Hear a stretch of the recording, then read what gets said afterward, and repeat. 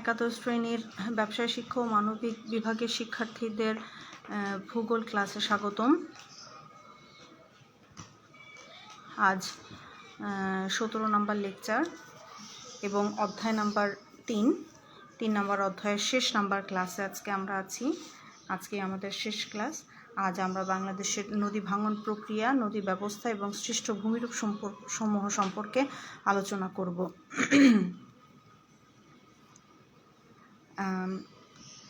আশা করি ইতিমধ্যে সবাই বই কিনে ফেলেছ।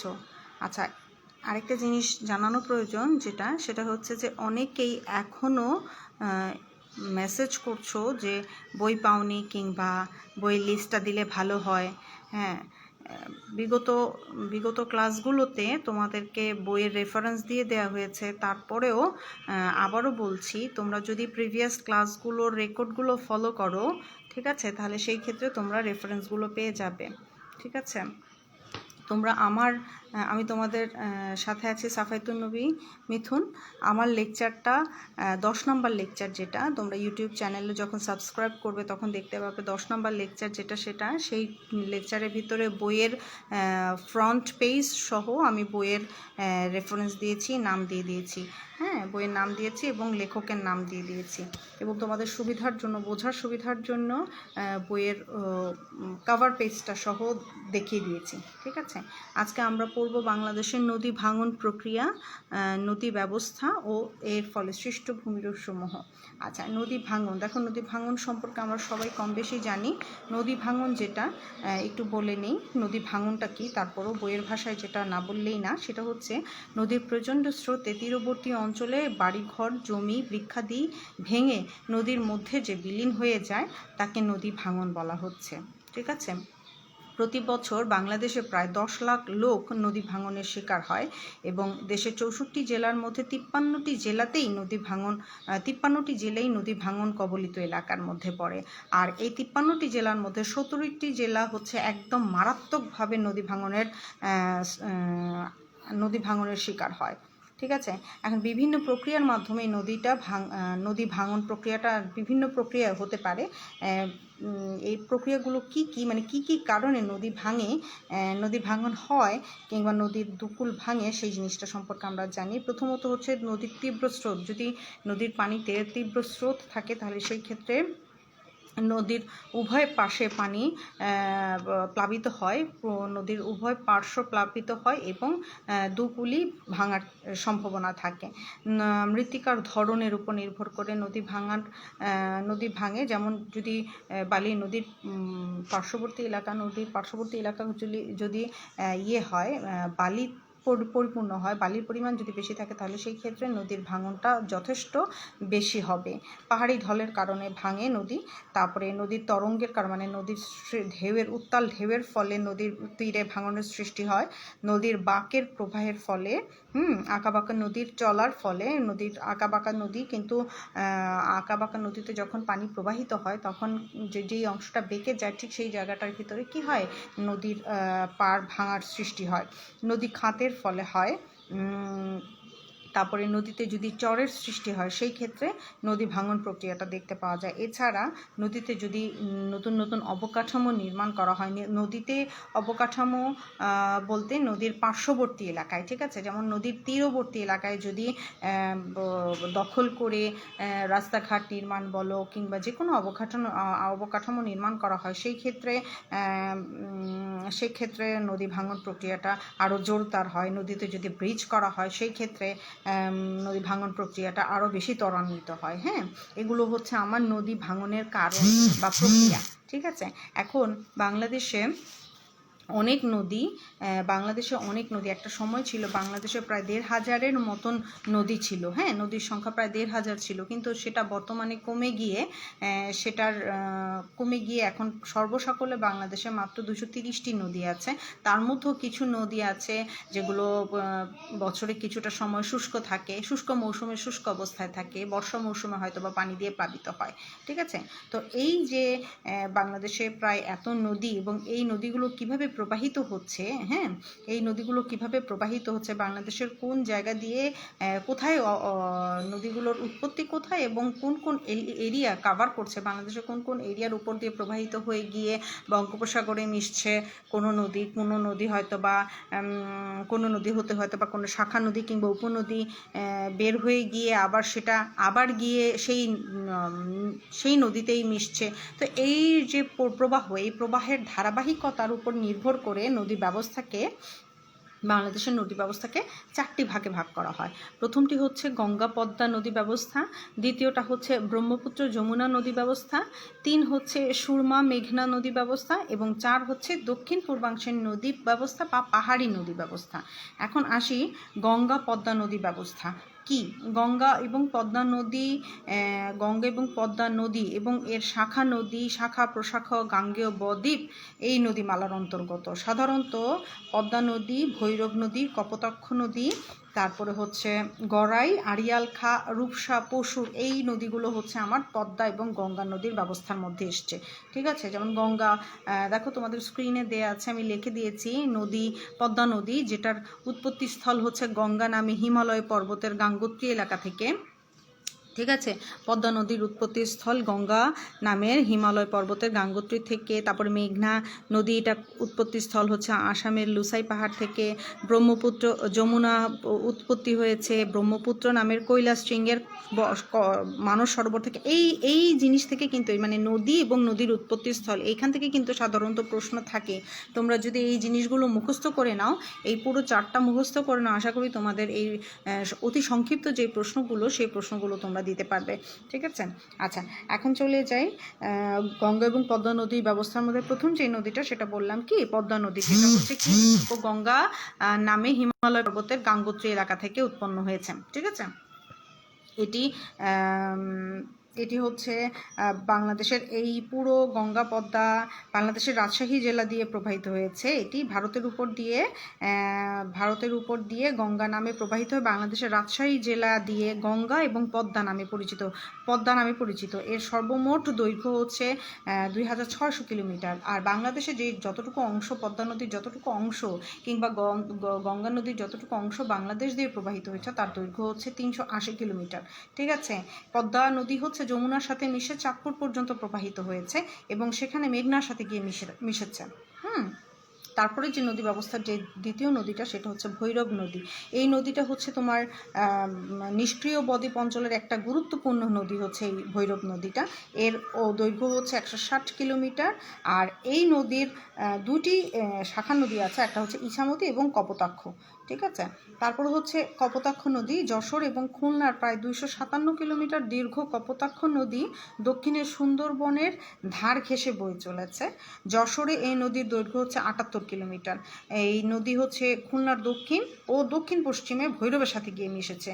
ফারাক্কা বাঁধের প্রতিক্রিয়ায় দক্ষিণাঞ্চলের প্রায় সব নদী কিন্তু এখন স্রোতহীন বা জনশীর্ণ, প্রায় মৃতপ্রায়। মানে নদীগুলো আছে ঠিকই, কিন্তু ফারাক্কা বাঁধ দেওয়ার কারণে যখন শুষ্ক মৌসুম হয়, তখন সেই ক্ষেত্রে ওই নদীগুলো হচ্ছে পানি শূন্য থাকে। তারপরে যেই নদীটা, সেটা হচ্ছে গড়াই নদী, কুষ্টিয়া শহরের কাছে। পদ্মা নদীর একটা শাখা নদী হচ্ছে গড়াই নদী।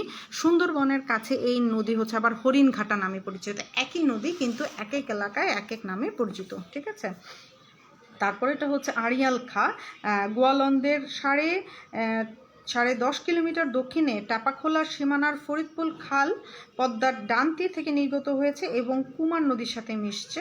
এই নদী হচ্ছে এঁকে বেঁকে ফরিদপুর জেলার উত্তরাংশে প্রবাহিত হয়ে মাদারীপুর জেলার শিবচরের কাছে আড়িয়াল খাঁ নদীতে পড়েছে।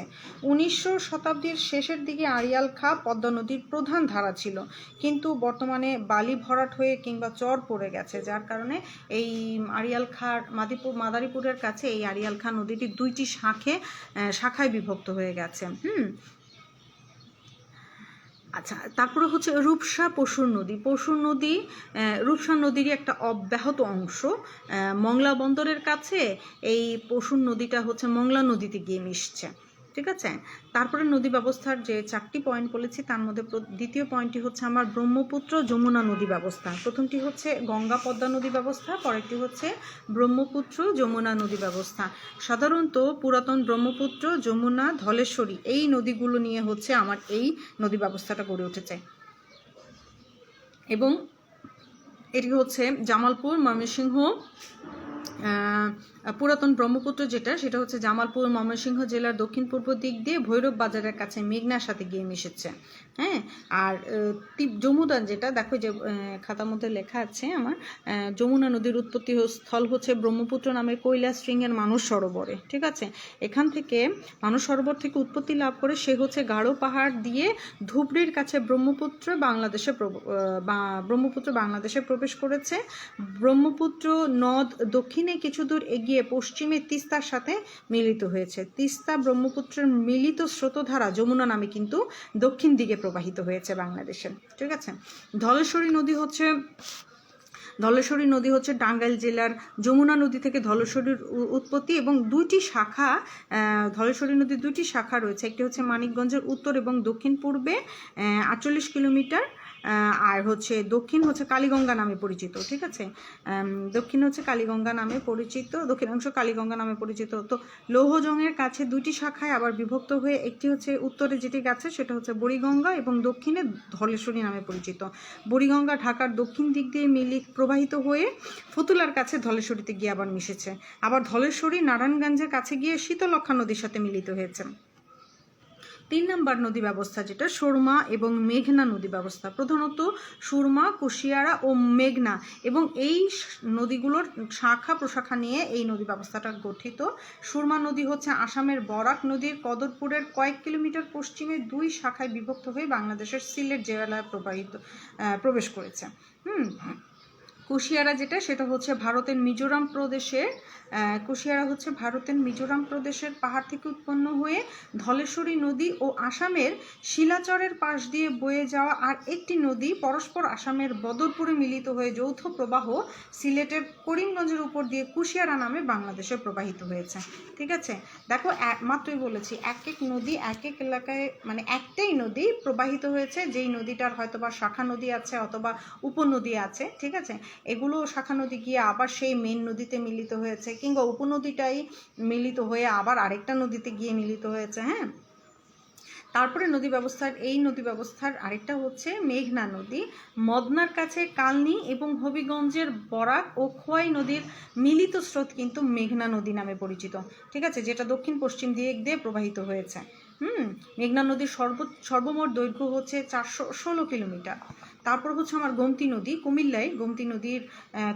কুমিল্লা এলাকায় হচ্ছে গোমতী নদীটা তোমার দাউদকান্দির কাছে মেঘনা নদীর সাথে গিয়ে মিলিত হয়েছে। এই নদীর অন্যান্য নদী হচ্ছে এই কুমিল্লা অঞ্চলের অন্যান্য নদী হচ্ছে ফেনী নদী এবং ডাকাতিয়া নদী। তারপরে যেটা 4 নম্বর নদী ব্যবস্থা সেটা হচ্ছে দক্ষিণ পূর্বাংশের নদী ব্যবস্থা বা পাহাড়ি নদী, মানে পাহাড়ি এলাকা থেকে পাহাড়ি এলাকার মধ্যে যেই নদীগুলো দেখতে পাওয়া যায় সেটা হচ্ছে এই এলাকার অন্তর্গত, এই নদী ব্যবস্থার অন্তর্গত। প্রথম কয়েকটি নদী আছে, তার মধ্যে কর্ণফুলী, সাঙ্গু, হালদা, মাতামুহুরী, নাফ এগুলো খুবই উল্লেখযোগ্য নদী। কর্ণফুলী নদী কিন্তু পাহাড়ি নদী হিসেবে খুবই মানে বিখ্যাত। ঠিক আছে, ভারতের মিজোরাম রাজ্যের লুসাই পাহাড় লংলেহ নামক স্থানে এই নদীটার উৎপত্তি হয়েছে এবং পাহাড়ের উপত্যকা দিয়ে প্রবাহিত হওয়ার কারণে এই নদীটা কিন্তু প্রচণ্ড রকমের খরস্রোতা এবং পতেঙ্গার কাছে এসে এই নদীটা হচ্ছে বঙ্গোপসাগরে পতিত হয়েছে। সাঙ্গু নদী হচ্ছে বান্দরবানের দক্ষিণে মৌডাক পর্বতমালায় হচ্ছে তোমার এই নদীর উৎপত্তি। এই নদীও হচ্ছে দক্ষিণে বঙ্গোপসাগরে গিয়ে মিশেছে। হালদা নদী হচ্ছে পার্বত্য খাগড়াছড়ি জেলার বদনাতলী পর্বতশৃঙ্গে উৎপন্ন হয়েছে এবং ফটিকছড়ি থানার উত্তর পূর্ব কোণ দিয়ে চট্টগ্রাম জেলায় প্রবেশ করেছে।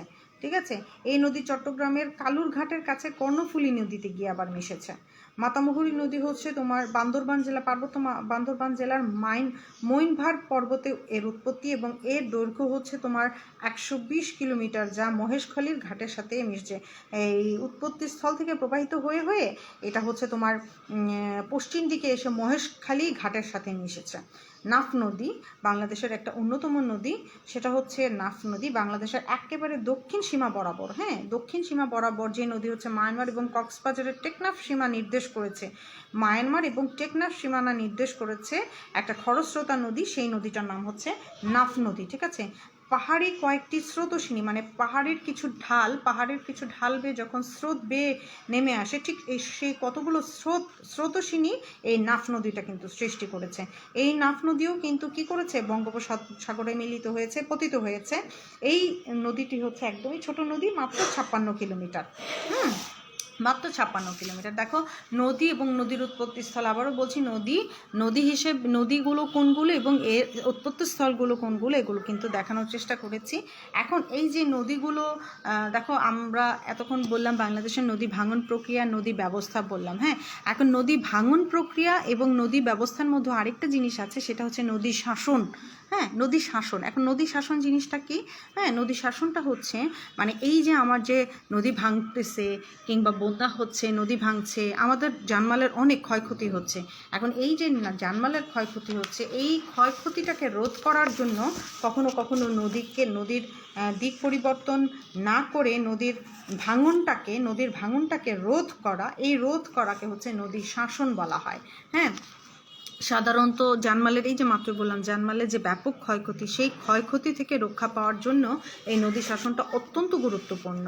এখন এই নদী শাসনটা কিছু সুবিধা আছে, কিছু অসুবিধা আছে।